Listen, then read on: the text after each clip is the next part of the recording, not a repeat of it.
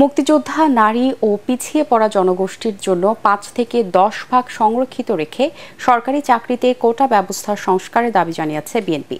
সেই সাথে চরম অর্থনৈতিক সংকটে দুর্নীতির আরেকটি পথ খুলে দিতেই শিক্ষকদের জন্য বাধ্যতামূলক পেনশন স্কিম চালু করা হয়েছে বলে অভিযোগ করেছে দলটি। সংবাদ সম্মেলনে দলের মহাসচিব মির্জা ফখরুল ইসলাম আলমগীর পেনশন স্কিম প্রত্যাহারের দাবি জানান। রিপোর্ট মইনুল আহসানের। ২৫০-টিরও বেশি ডিজাইন অপশন নিয়ে ওয়ালটন স্মার্ট ফ্রিজ, বোঝে আপনার প্রয়োজন। একদিকে সরকারি চাকুরিতে কোটা পদ্ধতি বাতিল, অন্যদিকে শিক্ষকদের জন্য বাধ্যতামূলক পেনশন স্কিম চালুর প্রতিবাদে ছাত্র শিক্ষক আন্দোলনে এখন উত্তাল পাবলিক বিশ্ববিদ্যালয়গুলো। ছাত্র শিক্ষকদের এই আন্দোলনকে যৌক্তিক দাবি করে এতে সমর্থন জানিয়েছে বিএনপি। চেয়ারপারসনের গুলশান কার্যালয়ে সংবাদ সম্মেলনে দলের মহাসচিব বলেন, প্রযুক্তি ও মেধা নির্ভর বিশ্ব ব্যবস্থায় সরকারি চাকুরিতে অযৌক্তিক হারে কোটা চালু রেখে জাতি হিসেবে টিকে থাকা প্রায় অসম্ভব। কোটা আপনি মুক্তিযোদ্ধাদের জন্য কিছুটা থাকতে পারে, প্রতিবন্ধীর জন্য, বাট নট 56%। এটা আপনাকে বড়দের 5 to 10% হতে পারে।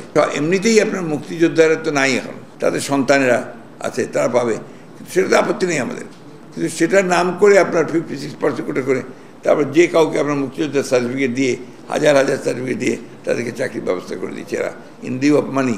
বর্তমানে অবৈধ অনির্বাচিত কর্তৃত্ববাদী সরকার আদালতের ঘাড়ে বন্দুক রেখে জনগণের ন্যায্য দাবি সমূহ দমিয়ে রাখার ভিন্ন পুরনো কৌশলেই তারা ছাত্র সমাজের ন্যায্য আন্দোলনকে দমানোর অপচেষ্টায় লিপ্ত রয়েছে। পেনশন স্কিম বাতিলের দাবিতে শিক্ষকদের আন্দোলন প্রসঙ্গে তিনি বলেন, অর্থনৈতিক সংকট সামাল দিতে পেনশনের নামে শিক্ষকদের টাকা হাতিয়ে নিতে চায় সরকার।